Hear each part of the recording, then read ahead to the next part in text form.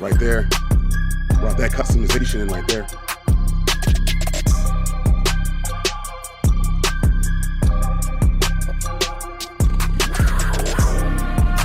Yes, sir.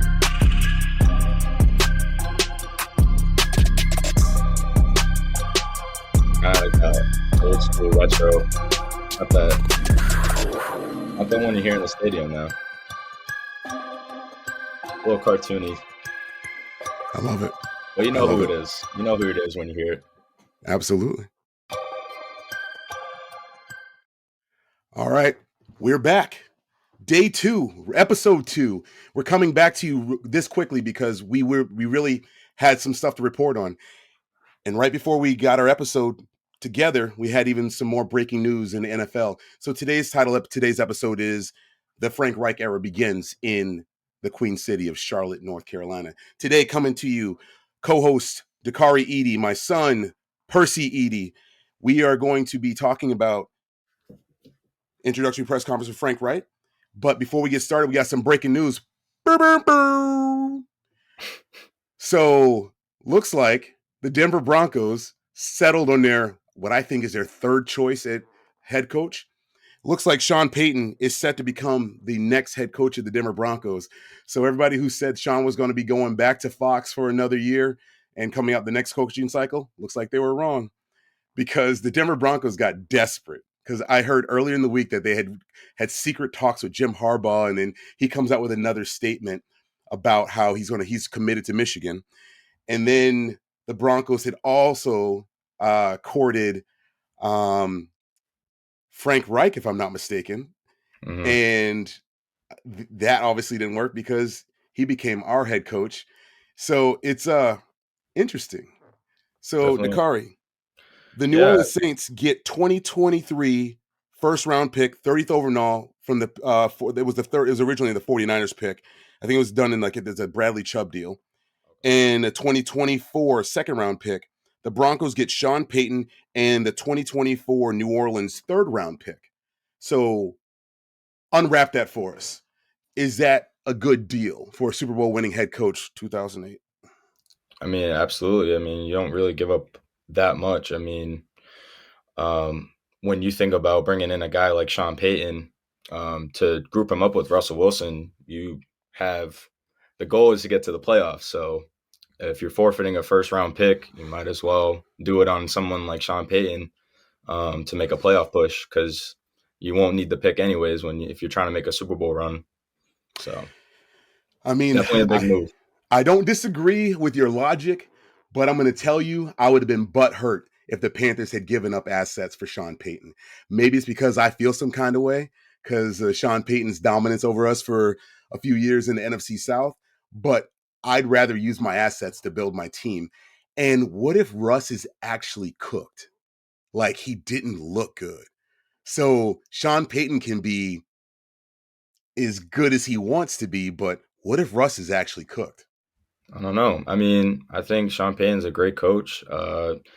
We talked about it a lot with turning careers around, and Drew Brees went from LA or San Diego over to New Orleans, and Sean Payton turned him into a Hall of Famer. I mean, he coached him as he turned into a Hall of Famer under the coach of Sean Payton. So I wouldn't count out Russell Wilson yet. I mean, it could happen again. He's got the heart of the locker room. It looks like they got their head on their shoulders. I mean, he's only the cringiest quarterback in the league, though. Oh yeah, no, he's different, but he's ultra cringe. He is different, but don't count out Russell Wilson, man. All right. Well, I'm gonna keep this moving. So, other breaking news: it looks like the Houston Texans have set their next head coach. Don't think this was much of a surprise because DeMeco Ryans did forfeit an interview with the Carolina Panthers. There was some questions whether that Panthers interview was to satisfy the Rooney Rule. We'll kind of stay away from some of that stuff for now. We may bring it up in later episodes. But it looked like it was a pretty poorly kept secret. I think DeMeco Ryans in his heart really wanted to go back to Houston because that is the franchise that he played his time for. And he's set to become the next head coach. So what do you think about that move? Oh, I mean, I think it's a huge move for Texans. You look at a guy who spent 6 seasons with the Texans as a player to come back to his home faithful. Um, he's only 38. I think I saw something like Yeah, that. he's a He's young guy. signing to a huge 6-year deal. Yep. So they're all in. They put all their cards in, all their chips in on him. So Yeah. I think it could turn out really well. Should he be worried about what happened to like Cully, David Cully, and Lovie Smith having only 1 year? It's definitely a big question mark for sure Yeah. with that management, the front office. Who knows? Time will tell, really. I think with that roster, there's really not much you could do. So um, time will tell, I guess, is all I can say to that. Fair statement. All right, we're not going to belabor the point. We just want to hit that those first two pieces of headline news. So we're here for one reason. Today was the introductory press conference for Frank Reich, and I didn't hate it. And I'm going to tell you. So basically, what we opened with is they had this amazing video package.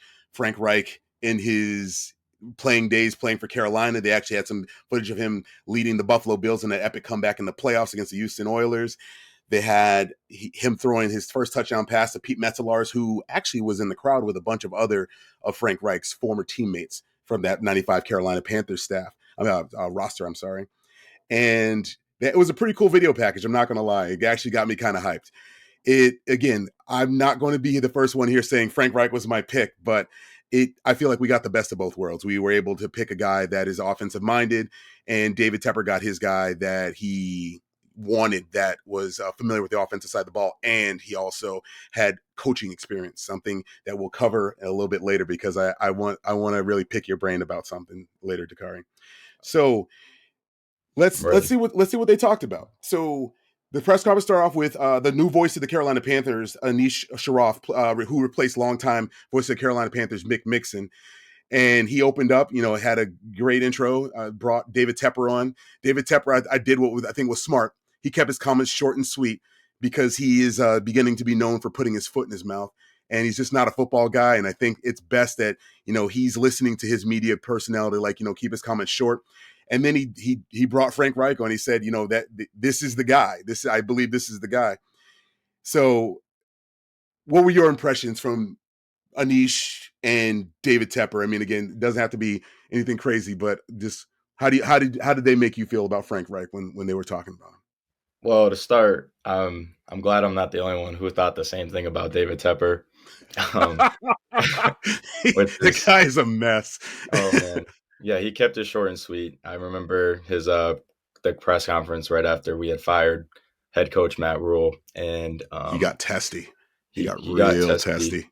Yeah, I think the reporters gave him a run for his money, and I mean, he didn't really respond to the questions that well. He wasn't ready. No, he wasn't ready. No. So it was I think it was very smart of him just to keep it short and sweet today. Yeah. Just another introductory press conference, just introducing the new head Yeah. coach. I don't think it was anything crazy, but yeah, that's all I had to say about that first part of it. Then the man of the hour took the stage. And Frank Reich, I mean, man, he had a nice little speech prepared, and he talked about at one point the four pillars: ownership and organization. And these are four pillars of success. You need ownership and organization to be on the same page. Players, in his words, you gotta have the right players. So I kind of got excited, right? Because he's already looking at the roster. So I'm excited. Coaches. Now we did hear this earlier in the week that Tepper has committed to get the best of the best. Now, because there's no coaching salary cap, and David Tepper is the second richest owner in the league because the Walmart people who just bought the Denver Broncos are the first richest people in the league. I think David Tepper is going to spend the money on good coaching talent. The next piece that he talked about was the fans. Fans, nothing like seeing a stadium rocking. And I think that's so key. So key. Because we talked too many times. Even I get Charlotte is a place where a lot of people land from different, walks of life from different areas, because it's kind of like one of those places people just want to move to, get out of the Northeast and cold or wherever. But we don't own our own stadium. Most of the time we're 50-50 with the fans of the other team. So Give me. How did he make you feel with his four pillars of success? Ownership and organization, players, coaches, and fans. How did you feel about those comments? Yeah, I mean, I think he came on strong uh, with those sayings. I don't know. I try not to overthink it too much. Mm-hmm. I'm very underwhelmed from those like the speeches. I It's guess you almost kind canned of comments. It's like, you like I was all excited. Matt Rule came in. He had me ready to run through a wall, and like we were going to the Super Bowl. Like, oh man, he's gonna get us turned around in 2-3 no years. I no mean, spoilers. We're going to the Matt Rule press conference later. so I don't know. I think he was very well spoken. Yeah, I think he said all the right things yeah, from that aspect. It's good that he has in his mind that's his foundation for how he sees a yeah. successful football team in his eyes. So, Definitely. um, but yeah, just I'm trying not to get too ahead of All myself right. No, you're good. with You're good. that. Listen, hey, the NFL, a mentor of mine has said a bunch. The NFL is great at one thing, and it's selling hope. And boy, when you hire a new head coach, you got nothing but hope. So they opened up the press conference to questions, and one of the questions came from, and I didn't make note of it, but it came from one of the reporters, and they asked what Frank Reich, what his lessons from his time in Indy, and they actually spoke about him being fired. And he said, it's like an app, right? He had an opportunity to debug, and then he had an opportunity to come out with another version of what he wanted to look like, because it's a quick turnaround, because he only got fired in like week 10 of this past season. And then he had to learn how to stay true to the process and not make any crazy adjustments, to stay true to who he was, keep challenging and pushing the players, coaches, and himself. And then he really hammered this point home: the leadership has to come from the locker room. How about these? Did you feel any kind of way about these comments? I'm really liking not really for lack of better terms the self accountability part. Just not to go back into the back and forth with Matt Rule, but it's just like it wasn't like I need to go back and watch the tape. Oh, that's in the Elite, past. Temple and elite, Baylor Dales, like that. If elite. it felt real when he was bringing up like you are right. Like I was fired this year. We'll get to that, but like I was, and this and that happened, and it was just I, nice to see some like sense of like accountability and yeah, honesty. Um, I I just couldn't mean, get over Matt it's a Rule's start. overusage of the word elite, so I had to throw that in there. I'm sorry. Elite. So the next piece was he had a message to the players, and this was again derived off of a question from one of the reporters. And his message to the players was, the first point was relentless pursuit to get better every day. The next point, excellence comes through competition. The next point is it's going to be all about the team. The team always comes first. He's like, there'll be individual accolades and things like that, but I want to hammer home that the team always comes first. Is he pulling you in any more with this, or is it still the same old stuff? No, I mean, I think that's important. I think you want to make it about the team. Mm-hmm. You want the players to feel like it's about them. You want to bring in these guys and build up this camaraderie and this good team chemistry as a unit. Mm-hmm. I mean, you play your best when you know all other 10 guys on the field do so well off the field. Um, Facts. and not only that, but challenging each other. And when we're down in um, South Carolina for those 2 weeks for our training camp, that's where it starts. And when they're dorming together, it all starts from there. And I think that's an important message to get across, that it's about them, because that's ultimately where it starts. He can put them in the positions, but they have to be the ones that make the play. So it's definitely that. It was a good message that he sent off with that. And I'm glad you mentioned the Wofford College Yep, summer, because in his interview with Kirsten Balboni, she reminded him that it's still hot down in Wofford during the summer months during training camp, which I hope to go there this year, and maybe we can do some live broadcasting from there if I can make it all work out. absolutely. So the next piece was he was pulled into a question where he talked about the 5 traits of great. So I'm trying to pull this apart, but I'm just going to go through it. He said toughness, accelerated vision, footwork. He said the game is played from the ground up. We've always heard that. He needs everybody to be playmakers, and he talked about the individual positions and what they would do to be a playmaker. And then he said the last one is the X factor: great leaders, great teammates, people who love football, people who love the grind. What say you, sir? I love it. I love it. Again, I not to get too excited, but No, I got you. it's well said. I mean, those are great things to build off of and Yeah. to start, and to send that message to your team, to your front office, um, make that statement known that this is what Carolina Panther football is going to be all about. So the next portion I have marked as what Frank didn't say. Frank didn't commit to a question he was asked directly about a quarterback. And what do you think? Was it done Yeah, on I think purpose? Was he? Is it? What do you think? Why do you think he's being so standoffish with that question? yeah, I mean you nailed it. He There's a lot of questions about it.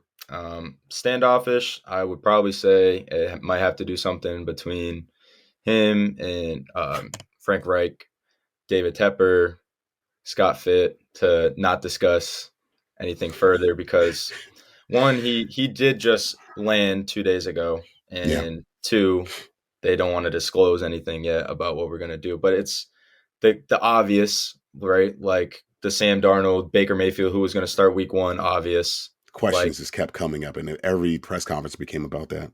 right. So we Yeah, know it has to be addressed. It's just a matter of who right now. yeah, But yeah, yeah, I can't really say I'm surprised. I knew that they weren't going to disclose anything. They're not going to. They're not going to come in and be like, "Yes, we're getting a quarterback with our ninth pick." Like I think that's what every Panthers fan or any football fan wants to hear. But yes, you know sir. that these coaches and front office and GMs that's just not the answer they're going to give you. At No, least not right now. But no. What else Scott didn't say? He was asked directly about being the play caller. And before I let you answer that one, he specifically spoke that the NFL is evolving. I think the word he used, and maybe he didn't use the word evolving, but something around that area, that their coaches are trying to get away. If you're a head coach that does offense, you're trying to get away from calling plays. So he wasn't committal to that answer. And I know how I feel about it, but let me hear about you and I'll give my comments after. uh, say that again. Sorry. The So you're good. No, so the Scott Fitterer, I'm sorry, Frank Reich was not committal about whether he was going to call plays or not. right. So where are you with that? All right. Yeah. I mean, I think it'd be smart to if you're bringing in a guy like him who's offensive minded. That was the motive behind bringing him in. I don't see why you don't run the offense. I think like a Dallas situation, you had a Mike McCarthy and you bring in Kellen Moore. We saw how that went this year. So I mean, why not? Why not let him control the Yeah. offense and get this thing pointed in the other direction? So I counter that point with I agree with you with the Mike McCarthy and Kellen Moore, but then you have Nick Sirianni last year that was calling his own offense and actually waved the white flag and handed the play calling duties over to the OC there. And his name is escaping me. Oh, Shane Steichen, who was also up for uh, who we were looking at to interview, but I guess his interview didn't go so well per Mr. Benjamin Albright.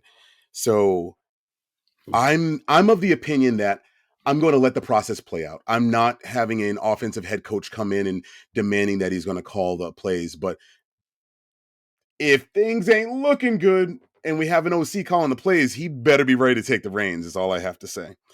I think I can roll with almost anything at this point, just as long as our offense looks dynamic and we're being playmakers and we're not predictable. I'm ready. I'm ready for something new. So Absolutely. basically, I kind of wanted to now get to the point where I think Matt Rule's press conference is in our head because we kind of talked about that today.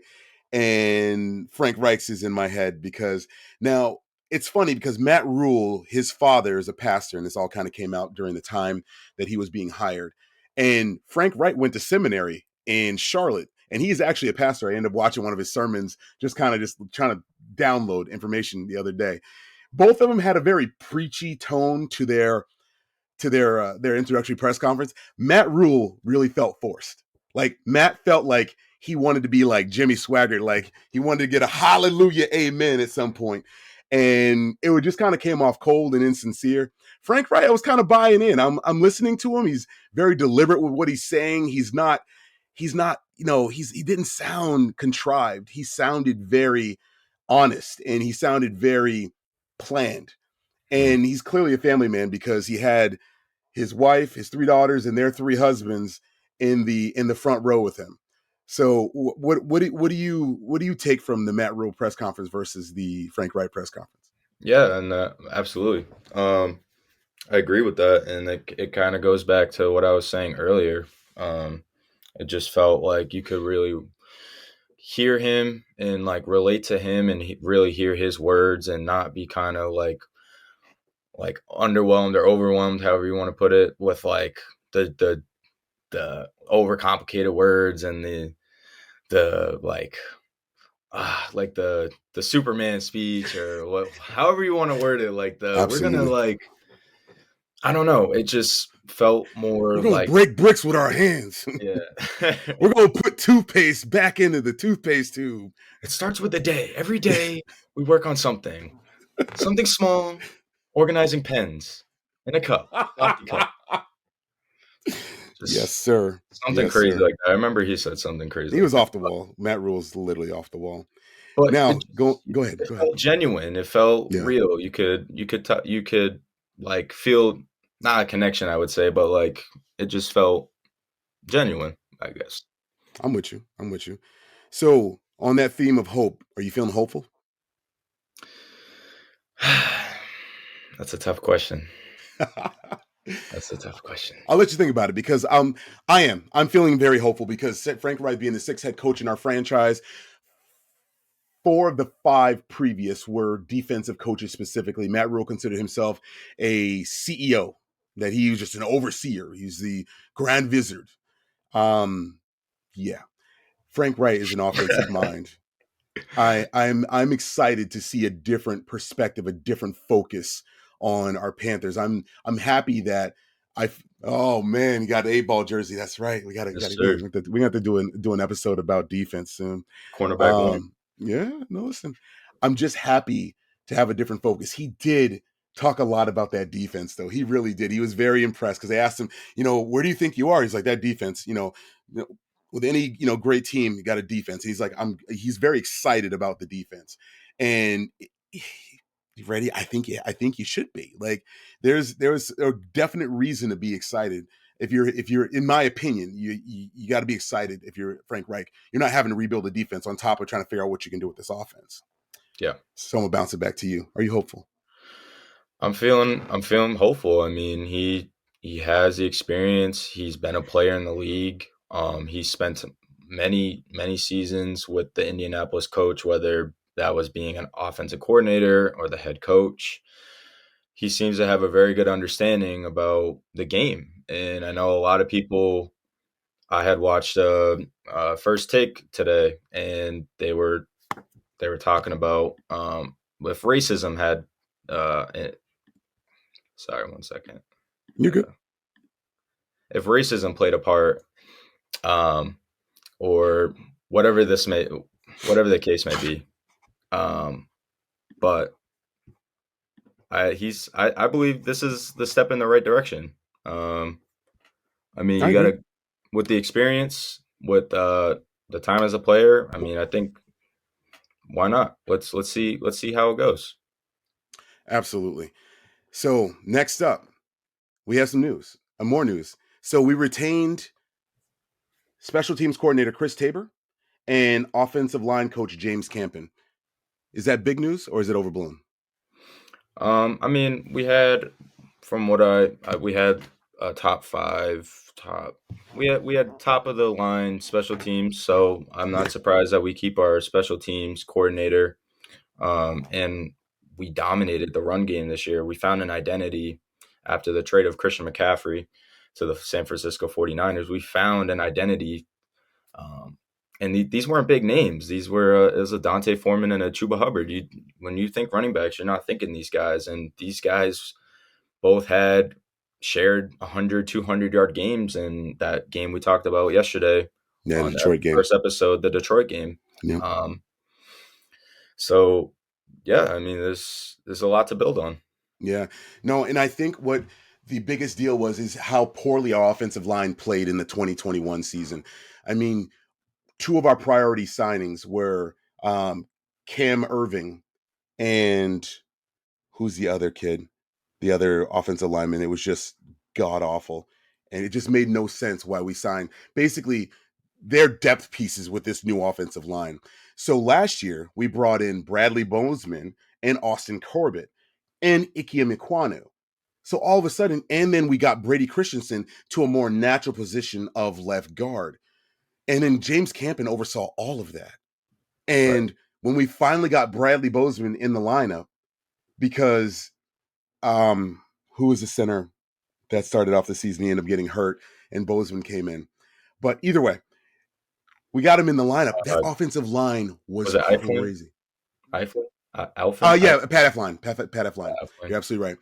And when Bozeman came in, he settled that offensive line. All of a sudden, we looked not just serviceable, we looked dominant at times. And that was all under James Campen's watchful eye. So I'm going to go with this is not overblown. This is big news. This is the stabilization that Panthers fans feel like they would have gotten out of. Again, I hate to do it to you, but you wanted Steve Wilkes because you wanted stable, like bringing in the same guy. But you know what? You're retaining some of the same staff that did really good things this past season. I Right. think you're going to do awesome in the special teams game. We are going to do awesome because we'll be bringing back Eddie Pinheiro and having him compete with Zane Gonzalez and whoever gets out of camp. I don't think we can lose. I mean, don't forget, Matt Rule is the same guy that burned up a draft pick on picking a long snapper, trying to unseat the longest tenured Panther in Panther history. It just is a different feel. This is a different vibe. This is a different team. Again, now we haven't been through a draft with Frank Reich, but he did bring up another point that I'm going to get to, that there was a definite division of duties. Scott Fitterer, he said, his words, was in charge of the 53. And then Frank said he's in charge of the actives and inactives. And then don't be dismayed. It's going to be 100% collaboration. But man, we don't have somebody like Matt Rule with ultimate control. Again, that supreme overlord.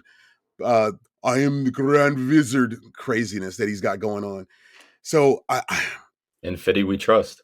in 50 Cent, I'm excited. I'm excited. Definitely in 50 we trust. That man has robbed the draft a couple years now, and I think it's only going to get better with somebody that I think he can really trust and has got NFL experience that he can really work with in Frank Reich. I got to So talk to Scott Fitter. He's a good guy. yeah, he's a good guy. Hey, listen, you met him at the Patriots game, the preseason game. So you had some pretty cool pictures that we may feature on one of these podcasts from this past season. Yeah. So who does Frank Reich select as OC in DC? I mean, I think we had vaguely went over a list of couple of candidates. Yeah. I got Brian Johnson, the QB coach of the Eagles. So that's what you're usually doing because the guys aren't really super interested in taking lateral movements unless it's to a definite contender or something or a position that will elevate them to the next level. So yeah, I think you're kind of stuck grabbing a quarterback coach or maybe a guy that's at the end of his rope, coming to here for a quick stop just before he becomes a head coach. In my opinion, I'd rather elevate a quarterback coach, give Frank most of the play calling responsibilities, bring this quarterback coach along slowly, and go from there. How about you? I can get on board with that. Yeah, I'm Not too there. complicated. No Vic Fangio, the most coveted defensive coordinator out there. Looks like he's going to be going to Miami. Miami ponied up the money. I know. I'm actually sad about that one. I'm actually sad about that one. So this next part, like I was actually surprised. This is a late ad for me because Scott Fitterer and David Tepper stuck around a little bit afterwards after the press conference and answered some questions to the media, and I was actually really surprised. So David Tepper chopped up with the media post presser. He admits that hiring a CEO type of coach Matty Rule, was a mistake. With the rules slated to be offensive-centric once again this offseason, he said you needed an offensive-minded head coach. His exact comments were, first off, every year we get to these NFL meetings, and every year they put some new rule in that benefits the offense. Every single year. Every single year. And it's never going to end. It's never going to end. Okay, every year. And the reason is scoring brings eyeballs. Okay? That's what the league's about. Bringing eyeballs to watch the thing. Next part of his statement. So I can tell you again, the new rules will be offensive-minded rules. I don't know what they are yet, but they will be offensive-minded rules. And the second challenge is, I made a mistake. I think that it's a mistake to have a CEO-type head coach. That's a mistake, just in general. That's what I kind of believe. So I want to get somebody who's really good on offense or really good on defense. So David Tepper went out there. He went on the line. He looked at the cameras. He's like, I don't want to answer these questions again. So I'm going to take the L on this one, okay? Hiring Matt Rule was bad. I'm sorry. Dug up some dirt. Threw some dirt in Matt's eye. Man, what do you think, man? Savage comments, man. It was pretty brutal. It was pretty brutal. Scott Fitterer made some comments. They did ask some questions. The only ones that really made the cycle were questions about, what are we going to do with the 9th pick of the draft? Again, he's didn't want to get too much into it, but keeps saying that you got to have a quarterback. And I'm like, Scott, okay, we get it. We got to have a quarterback. Are we going to draft one? Because that's where I'd really like to go with this whole thing. Absolutely. Yeah, and part of his comments were getting aggressive. I know he had mentioned possibly getting aggressive. Like if we pretty much saying if we see a guy that we like and we need to be aggressive, like you got to do that. If we see a guy that stands out. So, I mean, I don't know if that hints anything. I like it. I'm gonna try to stay away from any draft talk because I think you and I have a really great draft episode brewing, and I don't want to give any leaks to it.